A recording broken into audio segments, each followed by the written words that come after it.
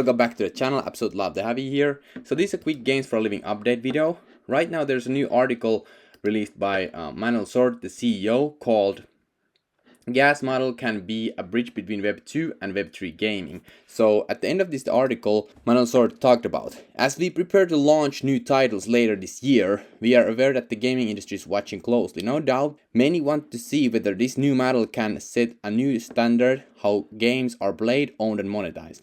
We believe this approach could herald a new era for gaming industry, one where the line between Web 2 and Web 3 is not just blurred but effectively erased, creating a unified gaming experience that respects both the roots of gaming culture and its future potential. This is huge. This is absolutely massive, and I think the business model that Games for a Living is doing will be at least with the biggest shot at actually being mass adoption. So basically it's free to play and play to earn, and in the article Manuel sort of talks about, Axie Infinity failed to scale, right? Because it had multiple problems.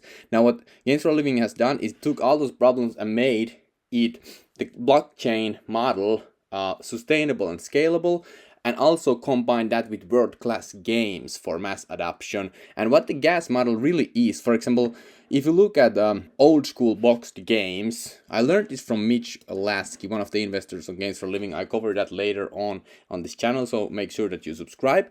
So the gas model is games as a service. So what is not gas model is, for example, one boxed game you buy for PlayStation 2 you, for example, bought when you were young, like some kind of like Spider-Man game. So that game is full, like that is the game in the CD.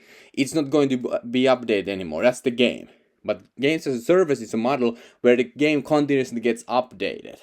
So for example, World of Warcraft, it continuously gets like expansions. So the game it continues. So it's a service. Instead of one game, it's a service. Or League of Legends, the Riot Games stuff, or Fortnite, there's a battle pass. So that model, now they're looking to bring with that model to bridge the Web 2 and Web 3. If you have played, for example, Elemental Raiders, right now it's the season 7 just started. So the meaning that the game continuously evolves. Doing this and taking the blockchain's consideration and making it scalable and sustainable has never been done. And that's what, Games for a Living is doing. And they have the whole system where basically right now they just release the marketplace. You can play the game for free on any device, mobile, whatever, PC, and then you can play it for free, put your time and energy in the game, and then mint the asset on the backend and sell it on the marketplace.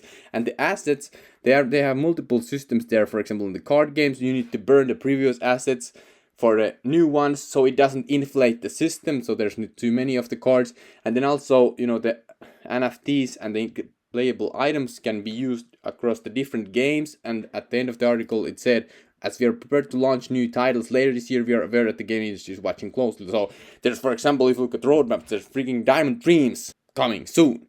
And that is a big deal. And for example, full launching Elemental Raiders. Right now, it's kind of full launch. But on the roadmap, they want to also launch it on PlayStation. These all other that is huge in itself. And right now the game is huge in itself.